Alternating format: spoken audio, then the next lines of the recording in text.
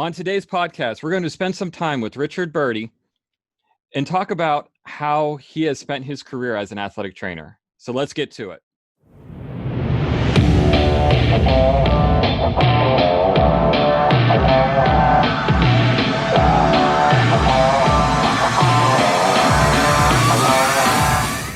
Rich, thank you so much for taking some time out of your schedule to come talk with us. Richard has worked with collegiate assignments with Lock Haven University, St. Francis University, and Wake Forest University. He's done this while being active with PATS, with the Young Professional Committee. So we're going to get in and talk a little bit about his experiences and welcome him back to Pennsylvania after his short leave down south, and have some fun with this podcast. So, Rich, how have you gotten to this point in your career? First, I just want to say thanks for having me on PATS podcast. I think it's a great idea. But how did I get to this point in my career? So I first started in high school. I took a couple sports medicine classes. So I sprained my ankle, saw the athletic trainer. His name was Mike Maseko, otherwise known as Magic, at Hazleton Area High School. Our high school had a reputation of producing some really good athletic trainers. Probably the most notable one was Eric Sugarman, who's now the head AT with the Minnesota Vikings. Cool. So our high school has always had a good reputation of producing some good athletic trainers, mostly due to Magic. So then after that, I went to Westchester University, actually. Not a lot of people knew that. No. I spent the semester there, and then I transferred to Lock Haven. Good choice. And then complete graduate degree at Lock Haven. Met some really great people there, and then was able to get a grad assistantship at Lock Haven, and then complete my master's degree at Cal U of Pennsylvania, and then I received my PES there as well. That's awesome. So you did the performance enhancement track. Yes. I absolutely love that program. That's what I did with mine after Duquesne. It's, I think, one of the best values in the state, personally. Yeah, I really enjoyed it. I used it quite a bit at all the places that I was at. And I think, the framework that it has, it allows to give you some real life data, even into fusion ethics nowadays.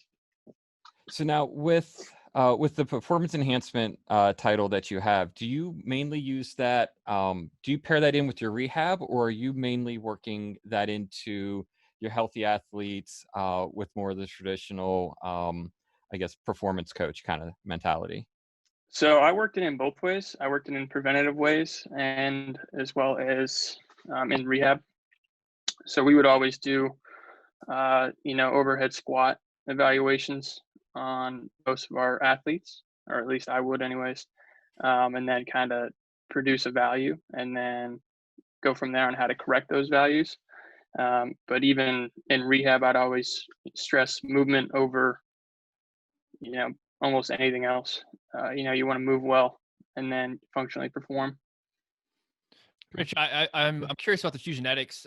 I took PES as well, and that was, but it was before that program had come out. Can you talk a little bit about that and like what that is, and do you find value in that over just a visual overhead squat or any other type of more FMS type movement screen? Yeah, so fusionetics, really easy to use. It's an app. You can use it on your phone. You can use it on a tablet, but it basically gives you the same things that you learned as you were going through your PES. You do your knees go in, do your feet turn in, but then you check yes or no for all those answers, and it provides you with a value. So say on a 0 to 100 scale, it provides you with overall your overhead squats is 71%. You want that as close to 100 as you can. The less you are, you're in the red, is I think 0 to 50, and then 50 to 75, you're in the yellow. Green is 75 to 100. So obviously you want to be close to 100, and then it just provides the athlete with a normative value of where they're at in terms of movement. And then it also provides, corrective exercises on how to correct those deficiencies. Cool. Do you know, is there any data on those kind of ranges of percentages and injury prevention or injury in general? Like in FMS, we were like, below 14 and this, you're going to be injured. And then that kind of came out in the wash. But so do you know, is there any data like that for the Fusionetics? I think there was some early studies done in 2017. I'm not entirely sure if there was anything more recent, but it was also done by Fusionetics publishers. Yeah. So I'm not sure how accurate it is, but in my experiences, at St. Francis when we used it, I think we had maybe 1 or 2 ankle sprains. We were doing a lot of proprioceptive stuff, but just being able to get the athletes on board and show them that they were deficient, Yep. it kind of gave them a purpose on why they need to do stuff. Yeah. And then, it also helps with the buy-in because they see a number and they want to improve the number. Yeah. A little dopaminergic benefit there. You actually get to see the result. That's huge. Yeah. Cool. All right. Well, you've spent a big chunk of your career at the Division I setting, and that was one of the reasons we wanted to bring you on, is to kind of get the viewpoint from the D1 athletic trainer. We've had a lot of other settings on the show so far, and just kind of getting their experiences. So, can you talk a little bit about D1 experience and what a typical day looked like for you at the D1 setting? Yeah. So I'll start, from where I started to where I recently was. So when I got to St. Francis, I was nervous. I've always wanted to work in Division I. But I was nervous to start at D1 because coming from Lock Haven, I worked D1 wrestling, but I was with a preceptor and you weren't by yourself really. So I got to St. Francis and it's just like anything else, you get used to it. But I don't think D1 sports should scare anybody. At the end of the day, it's still sports nonetheless. And the injuries are still the same. The athletes are still the same. It's just you're playing different opponents. So I think, once I got over the fear, it just kind of your training takes over. And then, I worked women's volleyball and softball my first year. And then next year I worked women's volleyball and women's basketball, and then kind of progressed to where I wanted to be. I wanted to be in men's basketball at the Division I level. That was one of my goals coming out of Lock Haven, and I was able to get there with the help of a lot of mentors and people along the way. So I got there, and then kind of, the coach at St. Francis, Rob Krimmel, really helped in my development. Him and I had a good relationship. And then also the women's soccer coach, Brenda von Strahlen, they've been huge in my development and just in terms of relationships. I've had some great coach athletic trainer relationships. So I think that's a huge part of the Division I experience, is the relationships that you're able to build. And, I was able to be with those coaches for 3 years. So, first meeting is pretty nervous because you're dealing with some highly important coaches. But then, you develop trust with them, they develop trust with you. And then after that, everything is pretty easy, to be honest. But yeah, so then after my time at St. Francis, I went down to work at Wake Forest University, which it was amazing. The facilities down there, you walk in on your interview and you're wowed by what they have. It's the ACC level. The sports medicine staff is outstanding, some of the best in the business. And then, you get to work in that environment, and same thing, the athletes are still athletes, but, the opponents are much more athletic, much more in terms of preparation. It's a lot more in depth.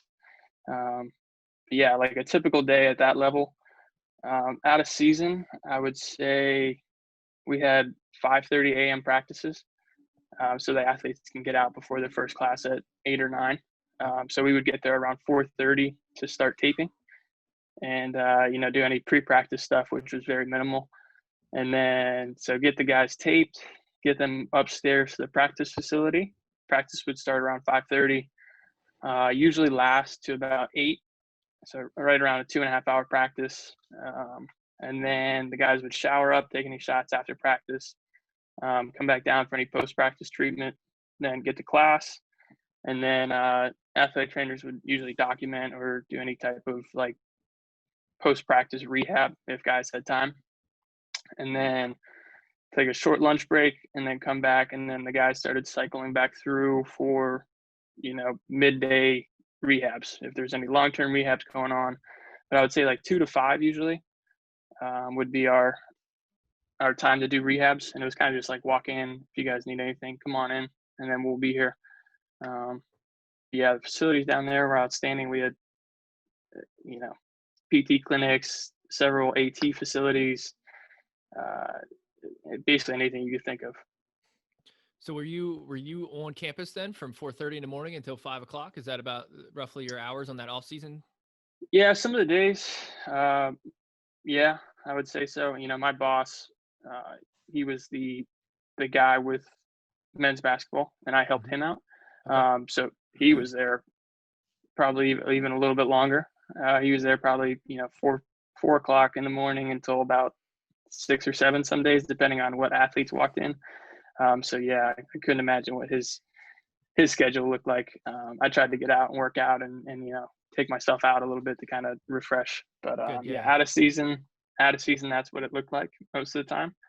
And then in season, if it was a game day, we'd show up for shoot arounds, which would be probably 4 hours before, maybe 5 hours, and then eat a team meal. And then the guys would get off their feet a little bit for about an hour, come back in, get taped 2.5 hours before, and then tip off, and then any post-practice stuff. So depending on what time the game was at, it can turn into a long day. So and at Wake Forest, were you primarily only with men's basketball there? And then you said you're kind of like an assistant. So there was 2 of you just for men's basketball? Yes, there was 2 of us for men's basketball. In addition to that, I was the concussion coordinator there. Okay. So anytime anybody got a concussion, they came to me for any type of testing, like impact testing, BEST, SAC, like our concussion protocol. They came to me. Okay. So I did their baselines, any type of post-injury stuff, and then return to play testing. The athletic trainers handled all on court or on field stuff, and then they would test with me. Gotcha. So that was like my main priority, and then I did basketball as well. Oh, that's cool. I like that. It kind of takes that stress level off of the primary athletic trainer, and like, hey, I diagnosed it, but now he's got to go through the protocol with Rich, and then that you don't have that back and forth with the head coach all the time. It kind of takes that level of stress off there. So I like that. What was I going to ask you? So what did summers look like for you? What is your contract? Are you 12 months, or were you 12 months there? What was the responsibilities look like there? And just like overall, what was the expectation level of your availability? Like, even when you're not there, like, are you constantly answering your text messages? Like, just kind of give me that D1 feel. Like, I've heard some horror stories there. So I'm just curious what your experience was with that. Yeah, I think, having 2 people with basketball was, I don't think it's, in Division I, that's not common. Yeah. So I think that was very helpful in terms of, splitting responsibilities with Greg Collins and myself. He's been there for, I think, 24 years. So Wow. he's built everything up from the ground up. Really great things that he's done down there. So him and I would split responsibilities depending on what day it was. I would take some rehabs, he would take some rehabs. And then we would both tape together. We would travel together. Okay. So I think that really helped out. I don't know if I got necessarily the ACC feel, but having him above me was rewarding at some points. So I think that helps. But in terms of availability, yeah, you're pretty much expected to be available. Yeah. If anybody needs anything, they were going to get that pretty quickly. If we need an MRI, an X-ray, anything like that, it was going to get done fairly quickly. Yeah. And what about summers? What would that look like for you? So summers, I kind of got there in September. So I'm not sure how the summers would look. Gotcha. Yeah. With COVID and everything. Yep. So at St. Francis, I could say I worked 12 months there. Summers pretty laid back. I think we would work 4 to 5 hours a day, depending on if there was any practices or anything. Basketballs came back early, footballs came back early, which changed things up a little bit. But other than that, it was just cover what you needed to do, and then, Yeah. kind of show your face, and you're able to get out and enjoy summer. Right. Because you So now with put in the 12 hours a day in the normal season. So Yeah, you got to Earn- equate the earn some full time year. off. Yeah. Yeah, exactly. now was St. Francis a direct hire, or was that a contract site? So I was through St. Francis, and then they Okay. recently transitioned to UPMC. Okay.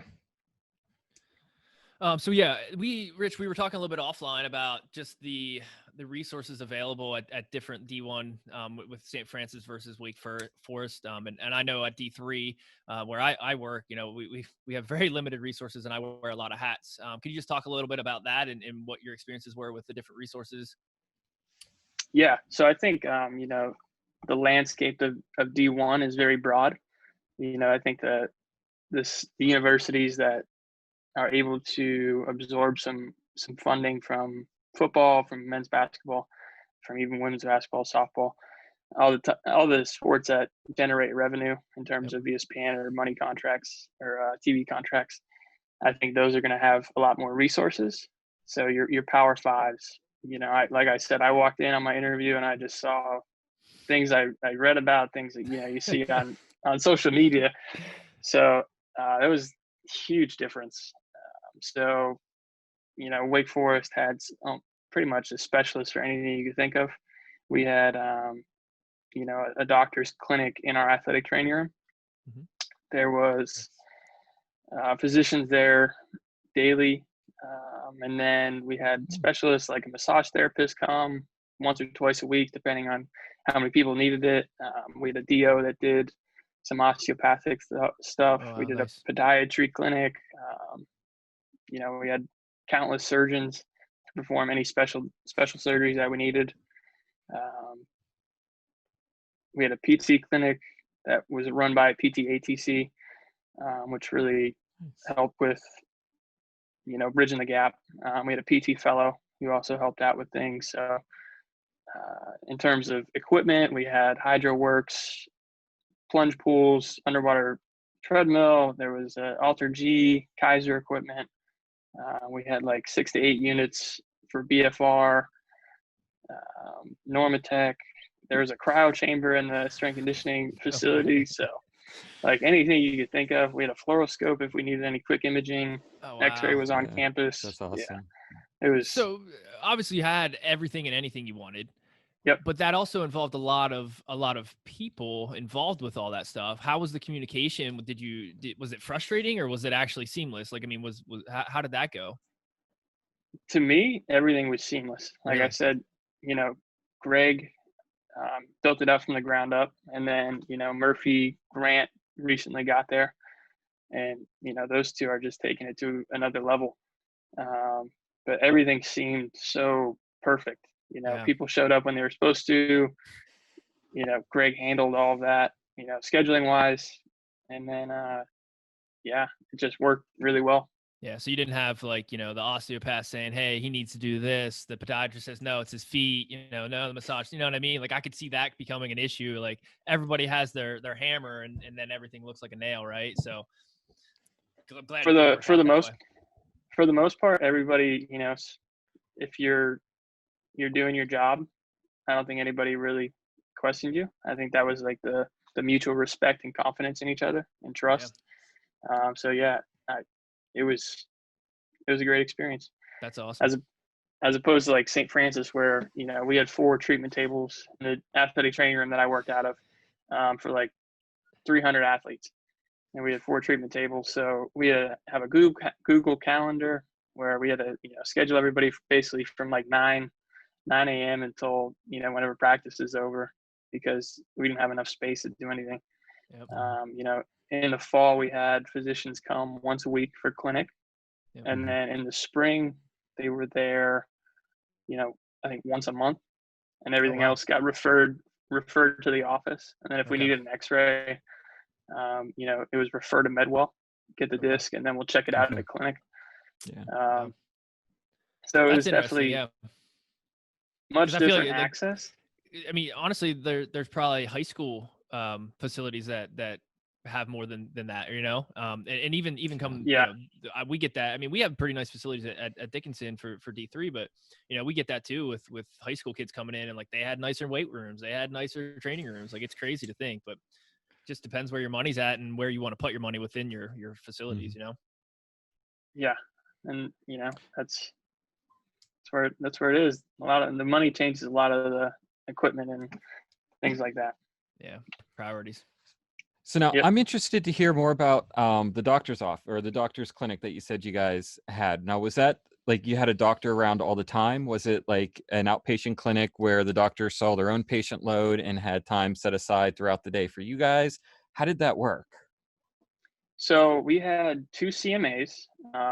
One was an administrative role, and then the other one was basically checking in patients. And then after they checked in, they would usually see a doctor. So we had residents, and then we also had our team doctors that came by. But there was probably doctors there from, I would say, like 10 to 1, and then from like 2 to 5 daily. That's not bad. I mean, that hits pretty much all the major times during the day when an athlete's available outside of class. Yeah, and then so like I said, yeah, they would basically just schedule all athletes. So it'd just be, our administrative assistant would do the schedule.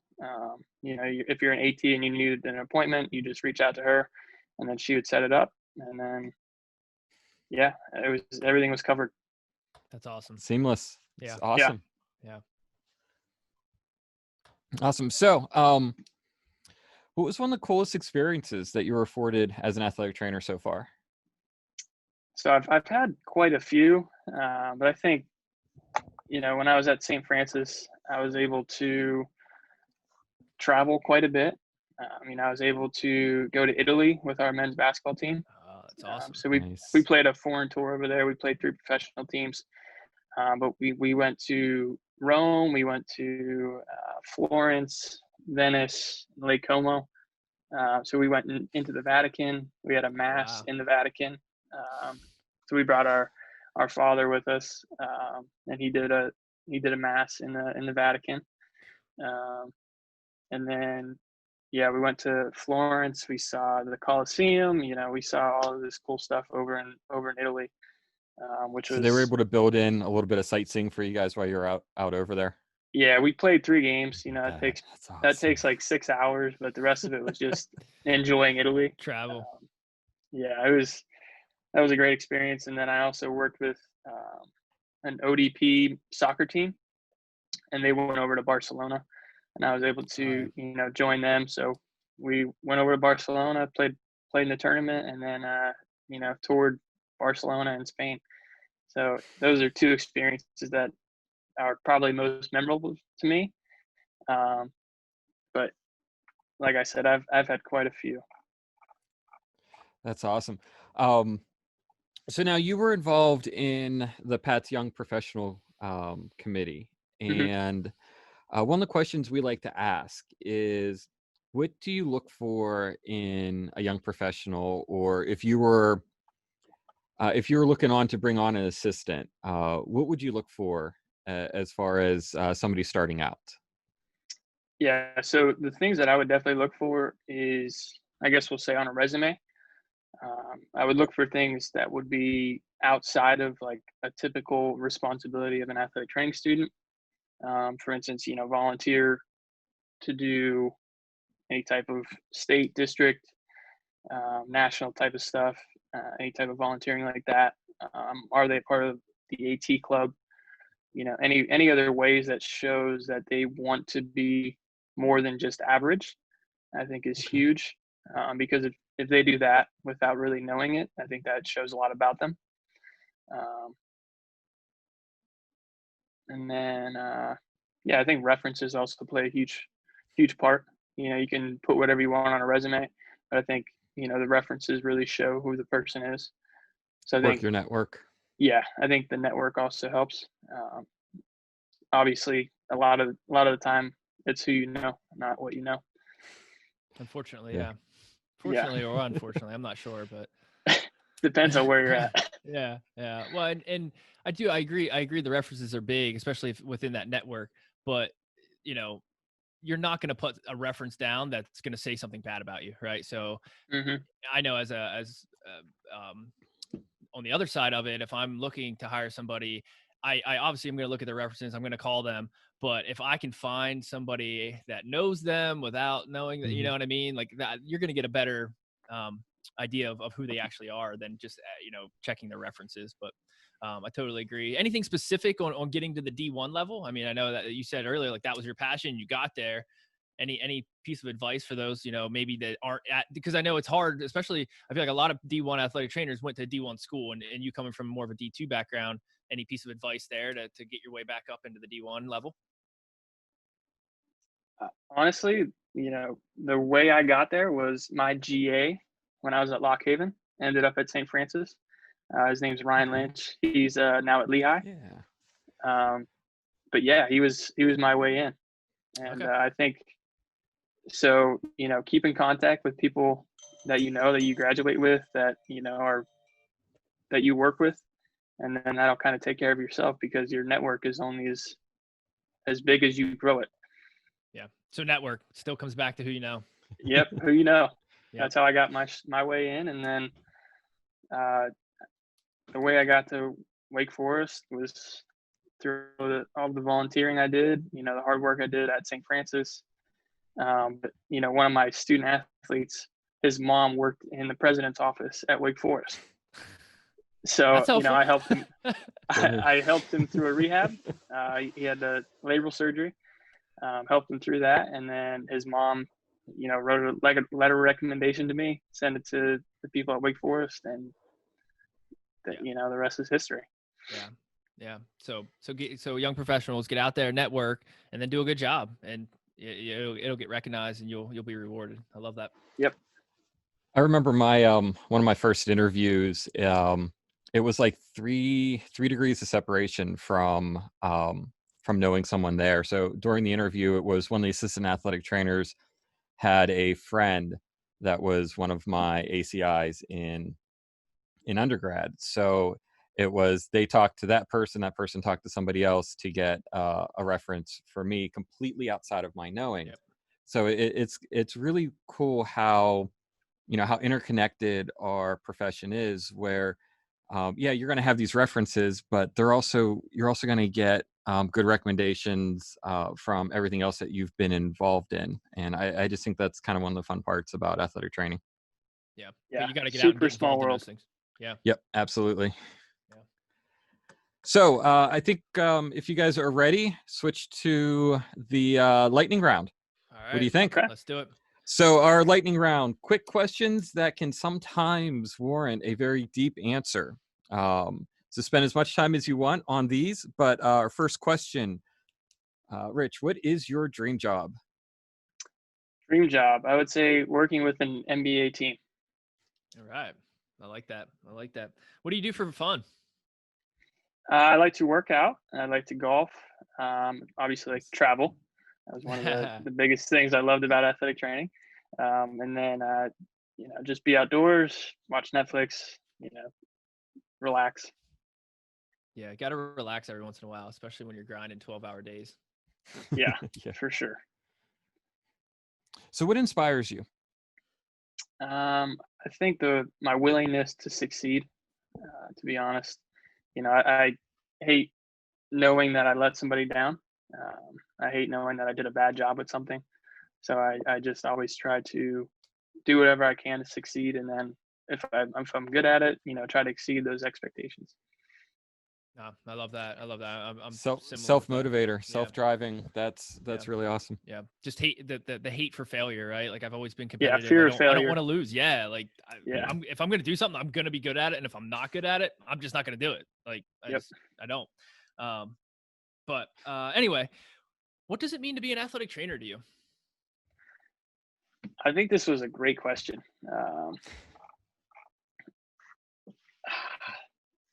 Let me see. So to be an athletic trainer, I think, obviously you provide the best medical care to your patient, whether that's an athlete, whether that's, somebody in the industrial setting. If you're working in performing arts, you always want to provide medical care to your patient.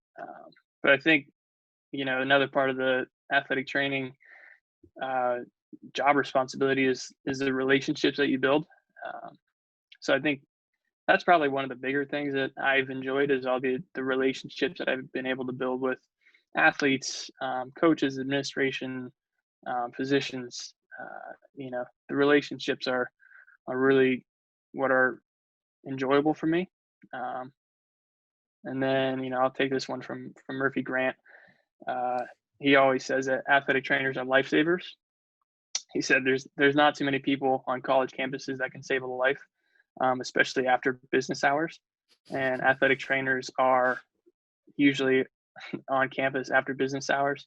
So, they're the lifesavers of college campuses, and even at high schools. Awesome. Yeah, no, I completely agree, Rich. That was a great answer. I would say we Love it. We enjoy that question as well because we always get a good answer, and I think it means a little bit something different than everybody, but we always get a good answer for that. So I thank you for giving us your input. I think that about wraps us up, though. Rich, thank you so much for coming on to the show. We appreciate it. And to all of our viewers, thank you for listening. If anybody has any comments or ideas for future shows or guests, let us know. And Rich, if you have any ways that people could maybe reach out to you, if they have any questions or comments for you, anything, any social media or anything like that you're willing to give us? Yeah, I'm on Twitter. My Twitter handle is RBERTIE, RBertie34. And then, if you guys want to email me, I can give you my email as well. So it's rbertieatc@yahoo.com. Cool. All right. I just want to say thank you to Rich for spending some time sharing his story with us today, and to our viewers, thank you for listening in. Let us know what you think of this format or topics you would like us to talk about in the comment section below. Until next time, I'm Adam Richmond. And I'm Philip Hensler. And this was the PATS Podcast.